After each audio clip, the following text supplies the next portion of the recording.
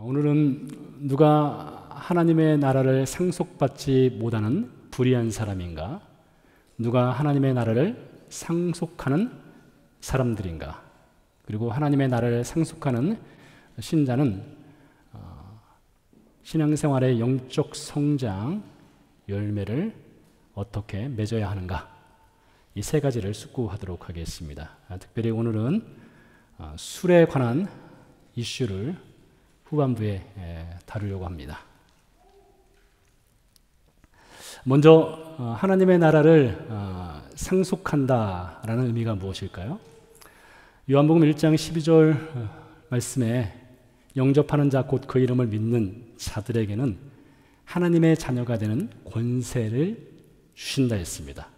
그러니 여러분이 예수 그리스도를 여러분의 삶의 주인과 유일한 구원자로 믿는다면 여러분은 하나님의 자녀가 되는 것이고 그 하나님의 자녀가 된 신자들에게는 하나님의 나라의 상속자, 간단히 말하면 천국 가는 은혜를 주신다는 약속이 되겠습니다.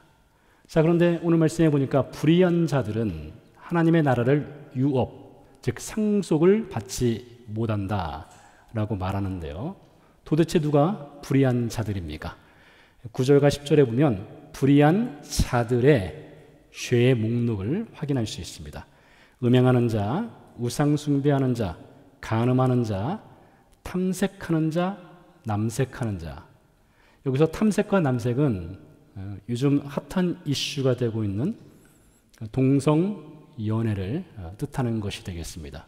이 동성연애 문제는 오늘날만의 문제가 아니라 성령시대 당시에도 이미 동성연애 문제가 있었던 것이죠. 10절에 보면 도적질하는 자, 탐욕을 부리는 자, 술 취하는 자, 모욕하는 자, 속여 빼앗는 자들.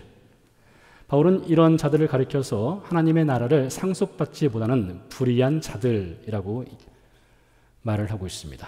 로마서 1장 29절 이하에 보면 21가지 죄악에 대해서 언급을 하는데 하나님이 내버려 두면은 사람은 이러한 죄들에 빠져서 살아간다 하는 죄들을 나열하고 있습니다. 이 죄 역시 마찬가지로 하나님의 나라를 상속받지 못하는 사람들의 죄의 목록입니다. 여러 차례 이 말씀은 읽어드린 기억이 나는데요. 사실 충격적입니다. 그 내용이. 들어보시기 바랍니다. 곧 모든 불의, 추악, 탐욕, 악의가 가득한 자요, 시기, 살인, 분쟁, 사기, 악독이 가득한 자요, 수근수근하는 자요, 비방하는 자요, 하나님께서 미워하시는 자요, 능욕하는 자요, 교만한 자요, 자랑하는 자요, 악을 도모하는 자요, 부모를 거역하는 자요, 우매한 자요, 배약하는 자요, 무정한 자요, 무자비한 자라. 21가지 죄의 목록인데요. 하나님이 내버려 두시면 인간은 이러한 죄에 빠져서 산다는 것입니다. 그러한 자들을 가리켜서 바울은 하나님의 나라를 상속받지 못하는 불의한 자들이라고 말하고 있습니다. 이어서 바울이 로마서 1장 32절에서 이러한 죄를 범하는 자들에게 하나님이 내리신 심판에 대해서 말을 하고 있습니다. 그들이 이 같은 일을 행하는 자는 사형에 해당한다고 하나님께서 정하심을 알고도, 여러분 결코 가볍게 들을 수 있는 말씀이 아니죠. 하나님께서 사형에 해당한다. 하나님의 심판 자리에 가면 우리가 가볍게 여기는 가십거리, 누구를 비방하는 것, 사기, 살인, 분쟁, 물론 살인은 무거운 죄지만요. 이러한 죄들에 대해서 하나님은 사형에 해당한다. 이렇게 말하고 있습니다. 근데 이어서 보면 정하심을 알고도 자기들만 행할 뿐 아니라 또한 그런 일을 행하는 자들을 옳다 하느니라. 여러분 이게 인간의 실상이라는 거예요. 사람들은 자신들이 죄를 범할 뿐만 아니라 죄를 범하는 것을 인커리지하고 있어요. 괜찮아. 그 정도쯤이야. 이런다는 것이죠. 그러나 하나님은 사형에 해당하는 죄다. 이렇게 말하죠. 갈라디아서에 보면 바울이 갈라디아 교 신자들에게 또 하나님 나라를 상속받지 못하는 사람들의 죄에 대해서 이렇게 증언합니다. 5장 19절에서 21절입니다. 육체의 일은 분명하니 곧 음행과 더러운 것과 호색과 우상숭배와 주술과 원수 맺는 것과 분쟁과 시기와 분냄과 당짓는 것과 분열함과 이단과 투기와 술 취함과 방탕함과 또 그와 같은 것들이라. 전에 너희에게 경계한 것 같이 경계하노니 이런 일을 하는 자들은 하나님의 나라를 위협으로 받지 못할 것이요. 저는 제 이야기를 하는 것이 아니라 성경에 기록된 하나님의 나라를 위협으로 받지 못하는 죄의 목록을 여러분들께 말씀드리는 것입니다.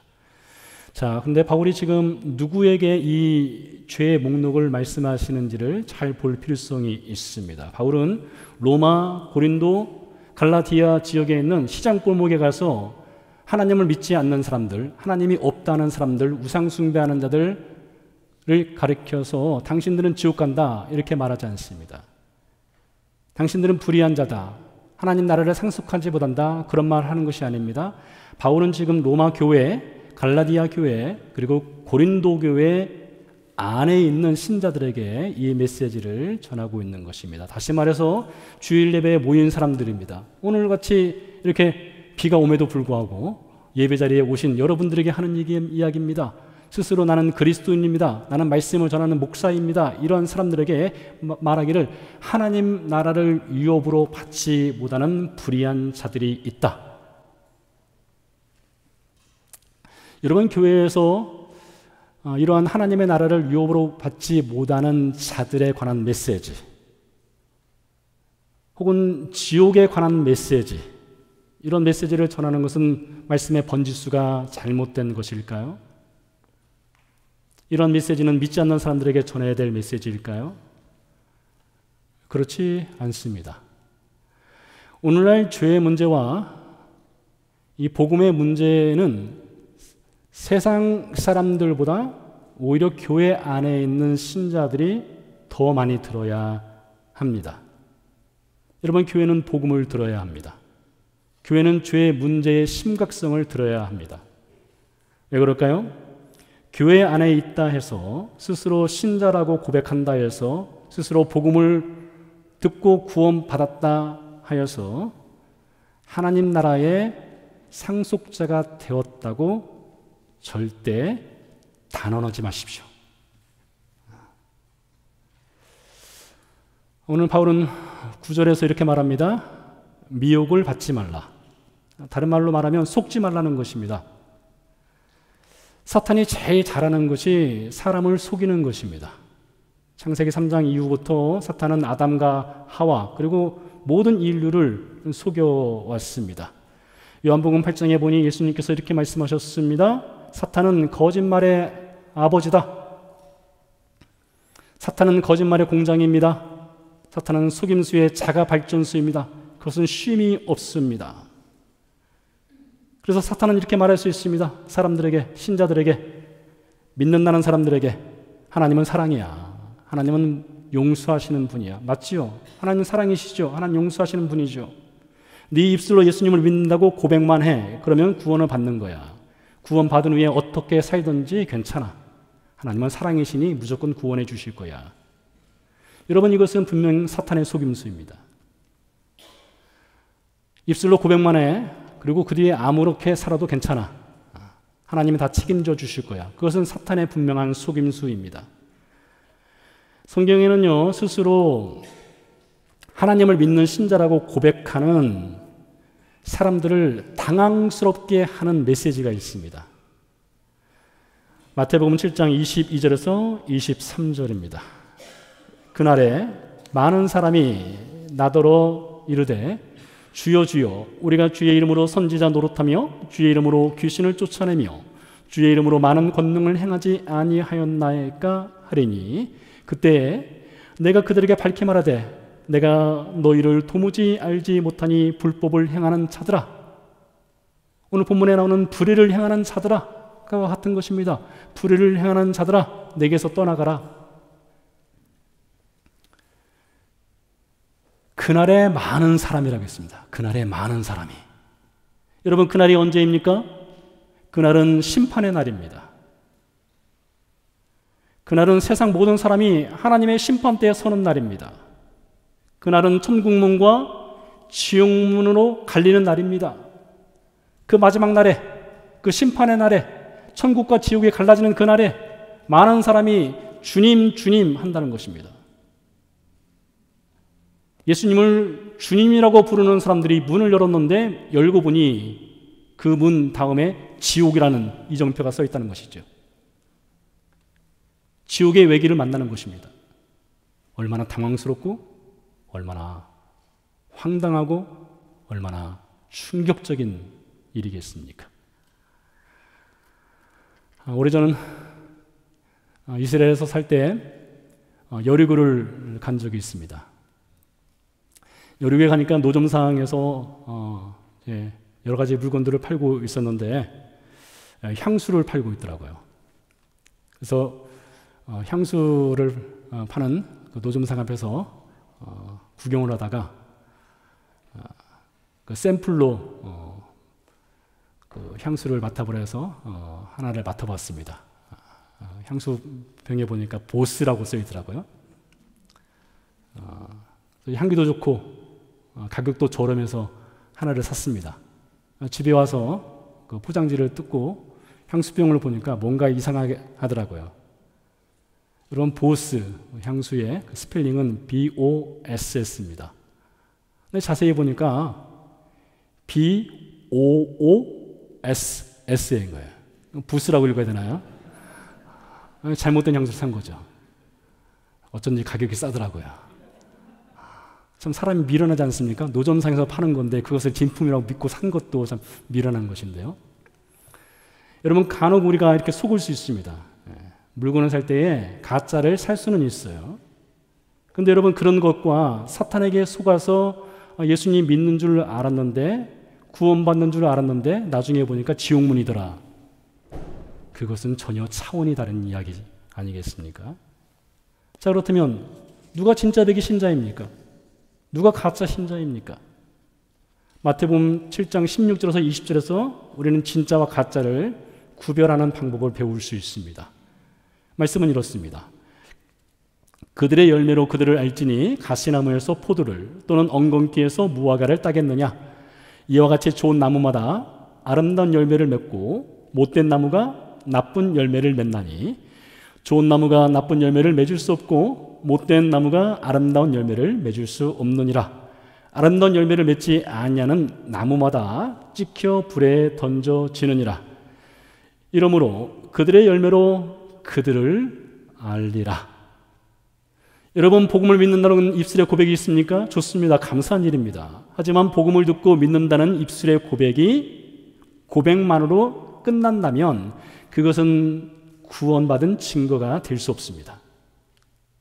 눈물을 흘리며 감동받는 일이 있었습니까? 그래서 나 예수님 믿는다고 고백했습니까? 여러분, 그것이 여러분의 구원을 확증하는 것이 아닙니다. 그것이 여러분의 구원을 증명하는 것이 아닙니다. 오늘 마태복음 7장 16절에서 20절은 분명히 이렇게 말하고 있습니다. 복음을 믿는 사람들은, 예수 그리스도를 믿는 사람들은 그 고백에 따른 열매가 있어야 한다. 왜요? 이러므로 그들의 열매로 그들을 알리라 했기 때문이죠. 그래서 여러분 가운데 복음을 믿는다는 입술의 고백은 있지만 그에 합당한 삶의 열매가 없다면 가짜 구원일 가능성이 매우 높습니다. 사탄에게 속고 있을 가능성이 매우 높습니다. 예수님은요, 좋은 나무는 아름다운 열매를 맺는다 말씀하셨습니다. 하지만 몇 개 이상 맺어야 한다 이렇게 말씀하지는 않으셨습니다. 이게 무슨 말입니까? 여러분, 여기 과수원이 있습니다. 과수원에 사과나무를 심었습니다. 어떤 사과나무는 열매를 100개 맺을 수 있습니다. 어떤 사과나무는 50개 맺을 수 있고요. 어떤 사과나무는 10개를 맺을 수 있습니다. 모든 나무가 똑같은 크기, 똑같은 양의 열매를 맺는 것은 아닙니다. 그와 같이 신자라고 해서 항상 좋은 열매를 맺느냐? 그렇지 않습니다.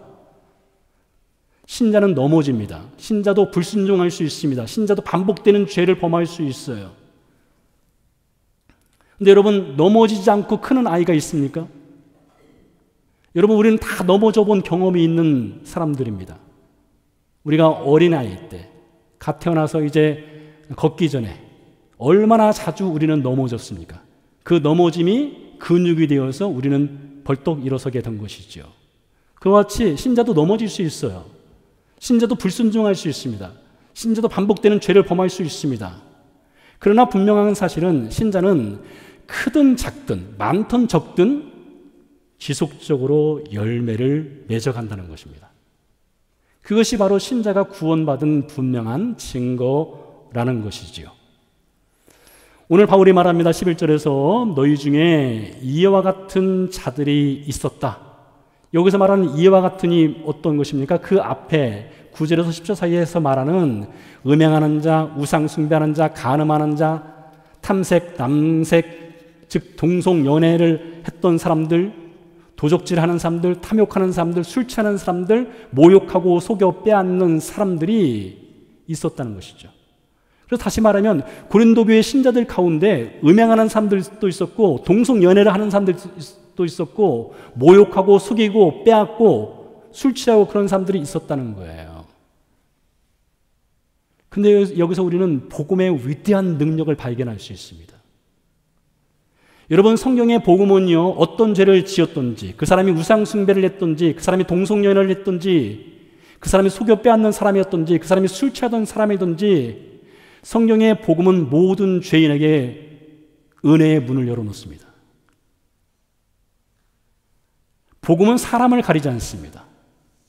복음은 죄의 경중을 따지지 않습니다. 복음 앞에 용서받지 못할 죄는 없습니다. 예수님이 십자가상에서 기도하셨죠? 자신을 십자가에 못 박는 사람들을 위해서 예수님이 기도하셨습니다. 아버지여 저들의 죄를 용서하옵소서. 예수님이 그냥 멋지게 죽기 전에 내 이 말하고 죽어야 되겠다 해서 말하는 것이 아닙니다. 그런 기도하신 것이 아니에요. 예수님 정말 진실로 그들을 용서하시기 위해서 기도하신 것입니다. 그러니 여러분, 고린도 교회 신자들 중에 그렇게 우리가 생각하기에 어떻게 저런 사람들이 신자가 될 수 있을까 싶을 그런 사람들이 복음을 믿고 오늘 교회 안에 들어와서 예수 그리스도를 믿는 신자로서 살아가고 있다는 것이죠. 이게 복음이 사람을 변화시키는 놀라운 능력이에요. 다시 너희 중에 이와 같은 자들이 있었다. 여기는 고린도 교회 신자들 가운데 과거에 죄를 지었던 사람들, 그들만을 말하는 것이 아니죠. 바로 우리 자신을 가리키기도 합니다. 여러분, 우리 자신을 보시기 바랍니다. 우리가 구원받은 것은 우리가 이 성경에서 말하는 그런 죄인들과 달리 우리는 좀 의롭게 살아서 도덕적이어서 하나님이 우리를 어여삐 보시고 구원하셨습니까? 그렇지 않습니다. 우리가 동성연애자가 아니기 때문에 우리를 구원하셨습니까? 그렇지 않습니다. 우리가 성적으로 문란하지 않았기 때문에 우리를 구원하셨습니까? 그렇지 않습니다. 성경은 말합니다. 의인은 없다. 얼마나 단정적이고 확정적입니까? 의인은 없다. 하나도 없다. 모든 사람이 죄를 범하여 하나님의 영광에 이르지 못하였다. 로마서 5장에 보니까 모두가 다 예외 없이 하나님의 원수였다. 그러나 복음은 그러한 사람들도 구원하신다. 하나님은요, 마땅히 당신의 그 거룩한 진노를 죄인들에게 쏟아 부으셔야 했습니다. 근데 하나님은 그 거룩한 진노를 우리에게 쏟아 붓지 아니하시고 당신의 아들에게 대신 쏟아 부으셨어요. 그리고 우리에게 하나님의 사랑을 주셨습니다. 이게 바로 복음의 핵심적인 내용이죠. 그래서 우리는 하나님은 사랑이십니다라는 고백을 할 수 있는 것입니다. 자, 11절 말씀에 누가 하나님의 나라를 상속받는 사람인가에 대한 답을 주고 있습니다. 다시 한번 11절 말씀을 읽어보도록 하죠. 너희 중에 이와 같은 자들이 있더니 주 예수 그리스도의 이름과 우리 하나님의 성령 안에서 씻음과 거룩함과 의롭다 하심을 받았느니라. 자, 이 말씀은 좀 헬라어 원문에 좀 맞춰서 다시 한번 번역을 제가 해보도록 하겠습니다. 이렇게 번역할 수 있습니다. 너희 중에 이와 같은 자들이 있었다. 그러나 씻음을 받았다. 그러나 거룩함을 입었다. 그러나 의롭게 되었다. 주 예수 그리스도의 이름과 하나님의 성령 안에서. 바울은 그러나, 이 접속사 그러나를 3번 사용했습니다. 그러나 씻음을 받았다. 그러나 거룩하게 되었다. 그러나 의롭게 되었다. 여러분, 모든 신자가 받은 은혜가 있다면 이 그러나의 은혜입니다. 그러나의 은혜. 복음은 그러나입니다. 그러나 우리는 이렇게 살았으나 그러나 하나님은 우리를 구원하셨다. 이게 복음이 주는 은혜예요. 자, 그래서 신자가 무엇을 믿습니까? 여러분이 예수 그리스도를 믿는다면 신자는 세 가지를 믿습니다. 오늘 11절 말씀에 세 가지 복음의 내용이 등장하는데요. 첫 번째, 신자는 예수 그리스도께서 십자가에서 흘린 그 피로 말미암아 죄가 씻김 받았다는 것을 믿습니다. 예수 그리스도를 믿는 신자들은 예수께서 십자가에서 흘린 피로 말미암아 죄가 씻김 받았다는 것을 믿어요. 두 번째, 신자는 무엇을 믿습니까? 신자는 거룩해졌다는 것을 믿습니다. 거룩해졌다는 것을 믿어요. 이 거룩해졌다는 것은요, 더 이상 불의를 기뻐하지 않습니다. 거룩해졌다는 것은 죄를 거부하는 것입니다. 거룩해졌다는 것은 죄와 싸운다는 것이에요. 항상 이깁니까? 그렇지 않습니다. 넘어질 때가 있다겠죠. 그러나 죄와 싸웁니다. 죄를 싫어하고 죄를 미워합니다. 세 번째로, 우리가 복음을 믿는다면 신자는 의롭게 되었습니다. 의롭다 하심을 먼저 주셔요. 우리가 정말 의롭게 살았어요? 그렇지 않습니다. 우리는 의롭게 살지 못해요. 그러나 하나님이 예수 그리스도의 그 십자가의 은혜로 우리를 의롭다 먼저 인정해 주시는 겁니다. 자, 지난 시간에 말씀드렸죠. 우리가 하나님의 자녀가 되는 것은 시험 봐서 되는 것이 아니라겠습니다. 시험 봐서 어떤 점수를 받아야만 하나님의 자녀가 되는 것이 아니라 하나님의 자녀는 태어난다고 했어요. 예수 그리스도의 십자가의 해산을 통해서 우리는 태어남을 당한 것입니다.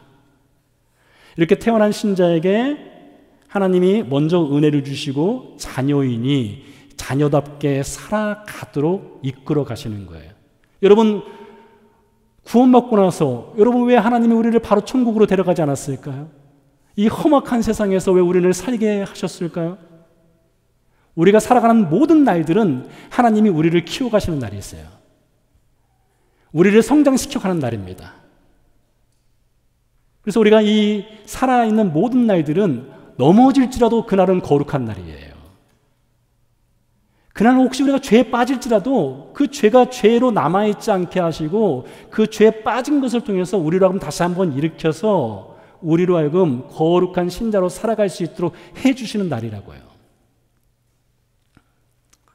자, 그래서 성경은요, 하나님 나라의 상속자가 된 신자들에게 신자다움의 성장 열매로 그들을 안다 했으니 그 성장의 열매를 맺어가도록 우리에게 요구하셔요. 그 중에 우리는 오늘 술에 가는 것을 좀 말씀드리려고 합니다.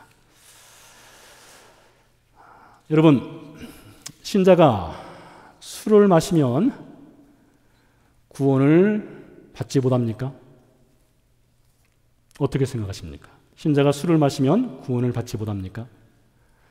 여러분 가운데 신자가 술을 마시면 구원을 받지 못한다는 주장을 하시는 분들이 있다면 그 주장을 할 만한 근거가 되는 성경 구절은 무엇입니까? 아마 찾지 못할 겁니다. 여러분, 신자의 구원은 술에 달려있지 않습니다. 여러분, 그 정도가 아니에요. 신자의 구원은 술에 달려있는 것이 아닙니다. 신자의 구원은 담배에 달려있는 것이 아니에요. 신자의 구원은 예수 그리스도의 복음에 달려있는 것입니다. 예수 그리스도의 복음이 여러분을 구원하시는 것이지 술을 마시고 안 마시고가 여러분의 구원을 결정하는 것이 아닙니다. 제가 이렇게 말씀드리니까 여러분 중에는 이미 결론 지어서 그러면 술을 마음껏 부어라 마셔라 해도 되겠구나 그렇게 생각한다면 여러분, 한국말은 끝까지 들어봐야 됩니다. 성급하게 결론 내리지 마시기 바랍니다. 자, 그러면 신자는 술을 마셔도 될까요? 요한복음 2장에 보면 예수님께서 물을 포도주로 변화시키는 사건이 있습니다. 가나의 혼인잔치에서 있었던 사건이지요.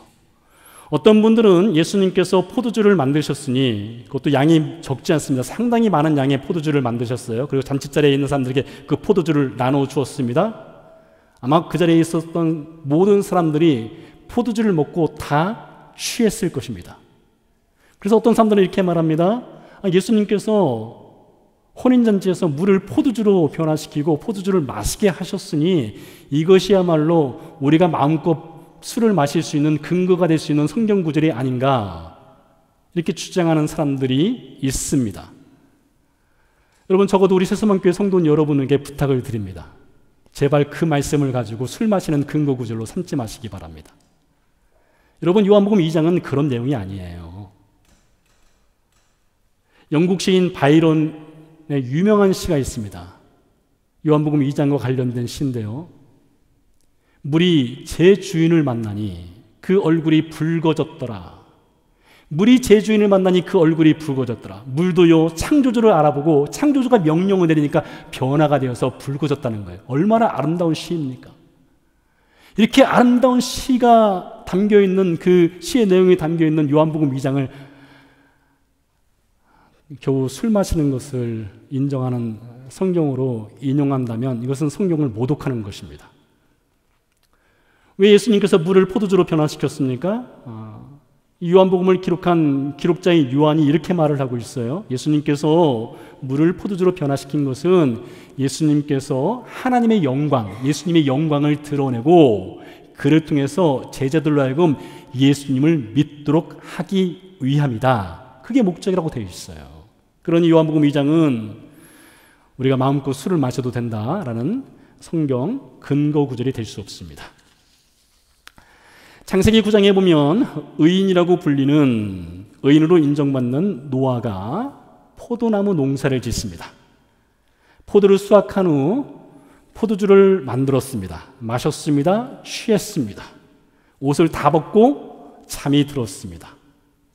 그때 둘째 아들 함이 술에 취해 벌거벗고 잠들어 있는 아버지 노아를 보고 형제들에게 아버지 옷 벗고 자고 있어 라고 조롱했습니다. 노아가 술에서 깼습니다. 그리고 어떻게 합니까? 둘째 아들 함을 저주합니다.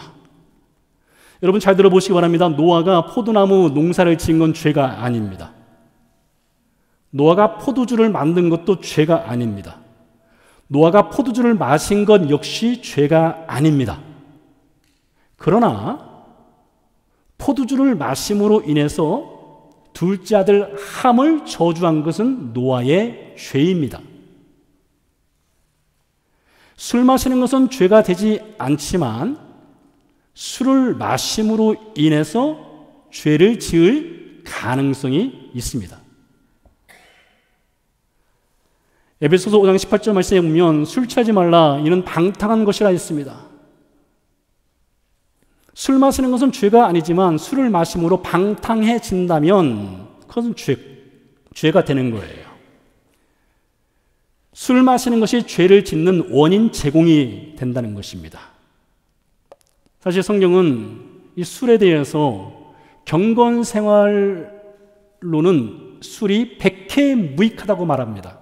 여러분 술에 관련된 성경 구절들을 찾아보세요. 술 마시라고 권장하는 성경 구절 없습니다.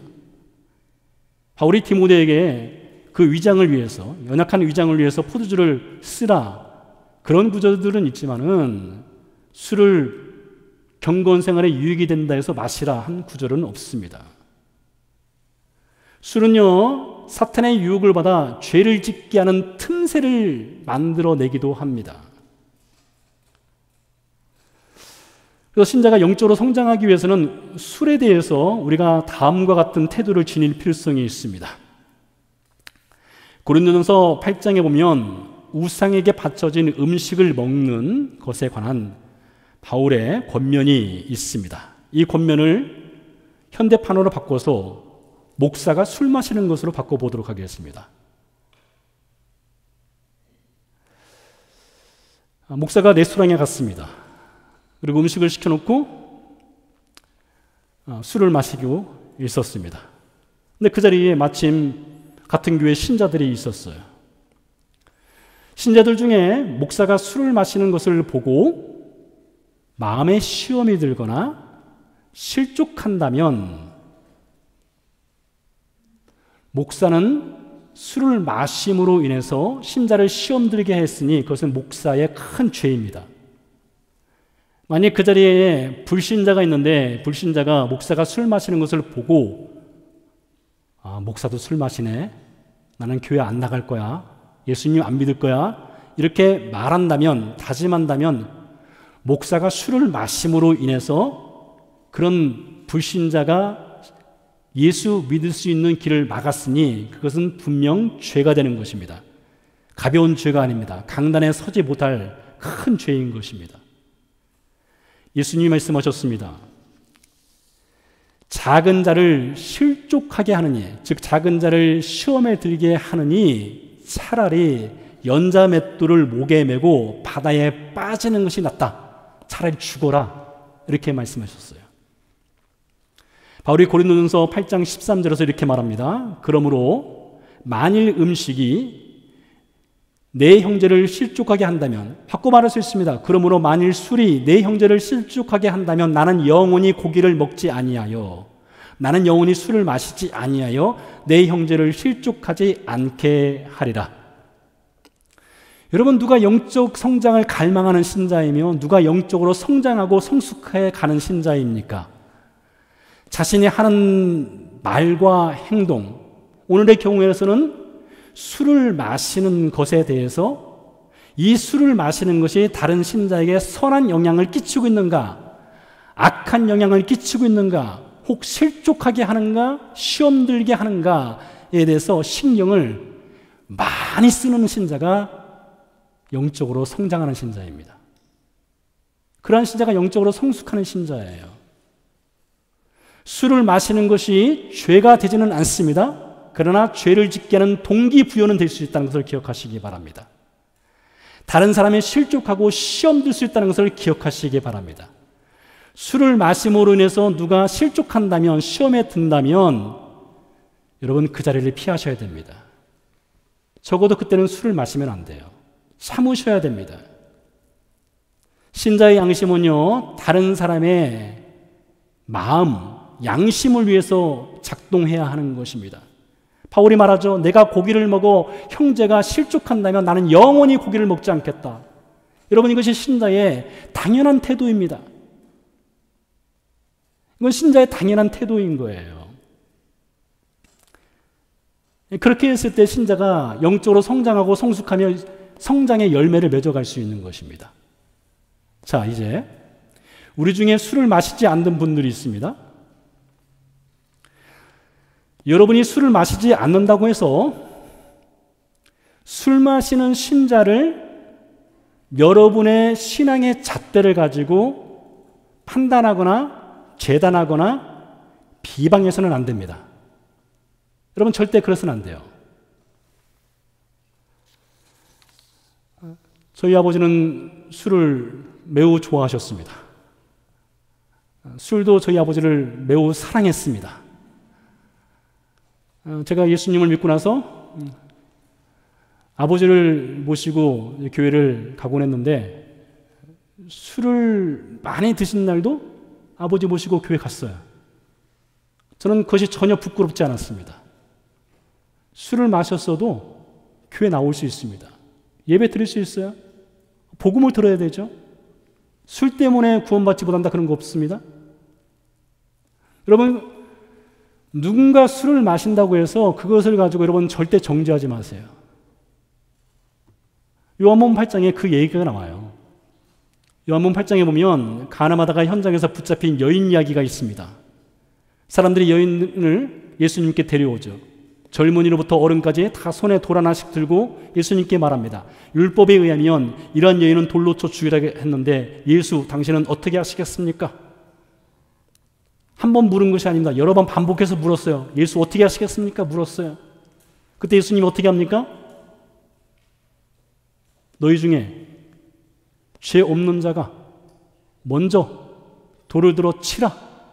이렇게 말씀하셨습니다. 여러분, 그 말을 들은 사람들이 양심의 가책을 느꼈다고 말하고 있습니다. 그래서 어른으로부터 시작해서 젊은이까지 손에 들었던 돌을 내려놓고 그 자리를 떠났다. 이렇게 말을 하고 있습니다. 너희 중에 죄 없는 자가 먼저 돌을 들어 치라. 근데 여러분, 우리는 얼마나 많은 돌을 들고 있습니까? 얼마나 많은 정죄의 돌을 들고 있습니까? 얼마나 많은 비방의 돌을 들고 있습니까? 그 자리에서 여인에게 돌을 들어 칠 수 있는 분은 오직 예수님 뿐이셨습니다. 예수님은 여인에게 돌을 들지 않으셨어요. 대신 이렇게 말씀하셨습니다. 나도 너를 정죄하지 아니하리니. 여러분 다시 한번 들어보세요. 나도 너를 정죄하지 아니하리니.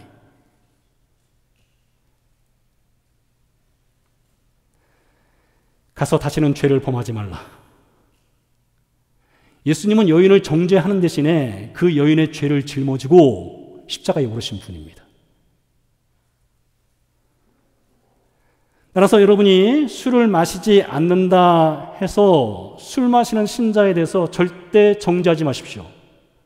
하나님은 여러분에게 그런 라이센스를 주지 않으셨습니다. 007은 살인면허를 받았다고 하죠? 여러분 말로 누구를 살인하지 마세요. 말로 누구를 정죄하는 것 살인죄입니다. 술 마시지 않는 신자들에게 말씀드립니다. 여러분들이 영적으로 성장하려면요, 이해를 하셔야 됩니다. 거기에 관용이 있어야 돼요. 거기에 사랑이 있어야 됩니다. 이해와 관용과 사랑이 있어야 영적으로 성장할 수 있는 것입니다. 믿음의 신자는요, 술을 마시든지 술을 마시지 않든지 서로 이해하고 관용하고 사랑했을 때에 그 성장의 나이테가 늘어나는 것입니다. 톨스토이의 단편 사랑이 있는 곳에 신이 있다라는 이야기가 있습니다. 사랑이 있는 곳에 신이 있어요. 여러분의 이해가 있는 곳에, 사랑이 있는 곳에, 관용이 있는 곳에 그 자리에 하나님이 계신 거예요. 여러분 사랑이 무엇입니까? 고린도서 13장에 보면 그 사랑의 첫 번째, 그것은 오래 참는 것이랬습니다. long suffering이에요. long suffering. 오래 참는 신자가요, 영적으로 성장하는 신자입니다. 오래 참는 신자가 생활의 열매를 맺는 신자인 거예요. 여러분 기억하십시오. 예수님은 술을 마시든 술을 마시지 않든 나는 너를 정죄하지 않겠다, 그렇게 말씀하시는 분입니다. 대신 그들 모두를 위해서 술을 마시든 술을 마시지 않든 그들 모두를 위해서 똑같은 분량, 똑같은 사랑, 똑같은 은혜의 피를 흘려 주신 분입니다. 너희 중에 이와 같은 자들이 있더니 주 예수 그리스도의 이름과 우리 하나님의 성령 안에서 씻음과 거룩함과 의롭다 하심을 받았느니라. 여러분 신자는 씻음 받았습니다. 신자는 거룩해졌습니다. 신자는 의롭게 되었습니다. 그렇기 때문에 우리는 상대방을 위해서 나의 생각과 말과 행동을 결정합니다. 함께 기도하고 찬양드리는 시간 갖도록 하겠습니다.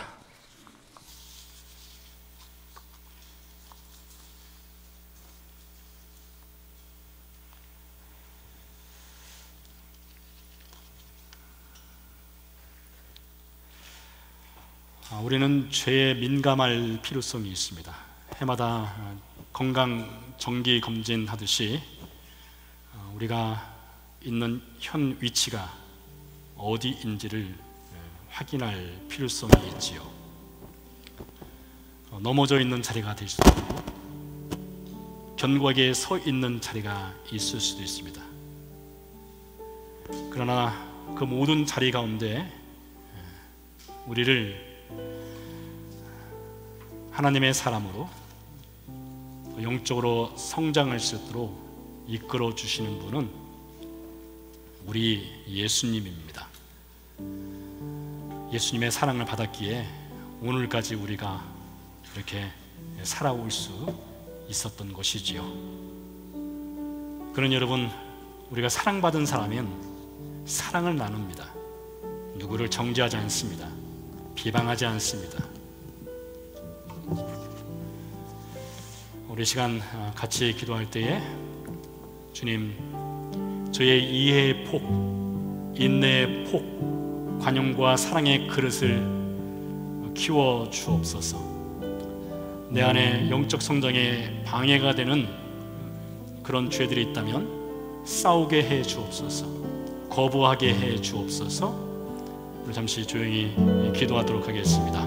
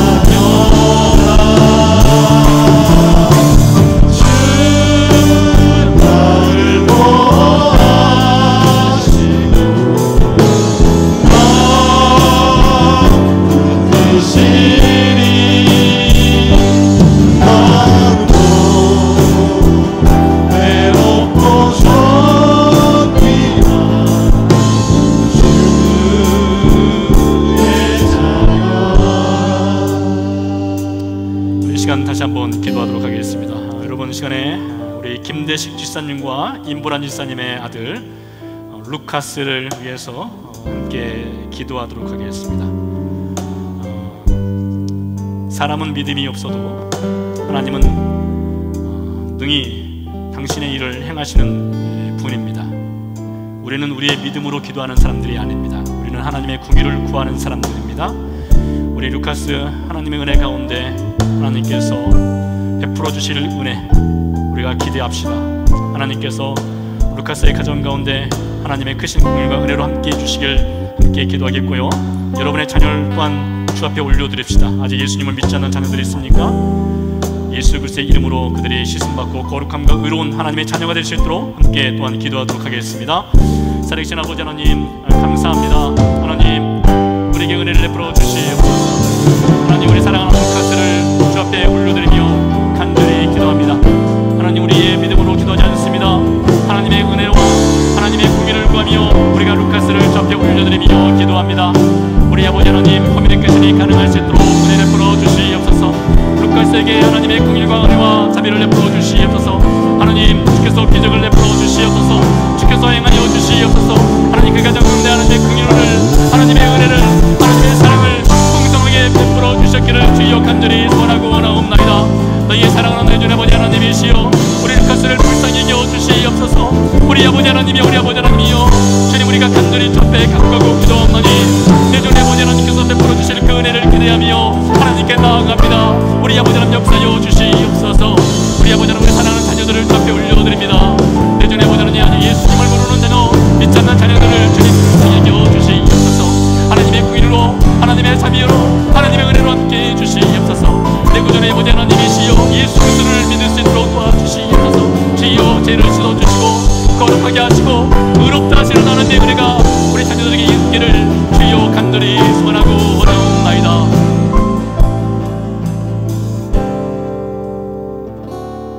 살아계신 아버지 하나님 우리를 용서해 주옵소서. 우리는 누구를 재단하거나 비방하거나 비난할 수 있는 정죄할 수 있는 그 어떤 라이센스도 없음에도 불구하고 예수님조차도 나는 너를 정죄하지 않겠다 말씀하셨음에도 불구하고 우리가 예수님 머리 위에 서서 우리 마음대로 누군가를 우리의 신앙의 잣대를 가지고 정죄하거나 비난하거나 비방하는 어리석음을 범하였음을 용서해 주옵소서. 주님 술을 마시는 신자들이나 술을 마시지 않는 신자들이나 모두가 다 하나님께서 주신 이 거룩한 날들을 영적 성장을 이루기 위해서 그 거룩한 열망을 품고 하루하루를 살아가게 하시고 우리 양심이 우리 자신을 위한 것이 아니라 누군가를 위한 것임을 기억하고 서로를 위해서 이해하고 관용하고 사랑의 그릇이 깊어지고 넓어질 수 있도록 주님 우리를 축복해 주시옵소서. 이제는 그 아들을 보내신 하나님의 크신 사랑과 십자가에서 죽고 부활하심으로 우리를 하나님의 자녀 삼아주신 예수 그리스도의 은혜와 우리 안에 살아계셔서 우리로 하여금 죄 씻음과 거룩하게 됨과 의롭게 됨을 믿게 하시고 그 안에서 영적으로 성장할 수 있도록 도우시는 성령님의 은혜가 예배를 마치고 다시 광야로 나가는 성도의 삶 가운데 함께 하시기를 간절히 축원하옵나이다. 아멘.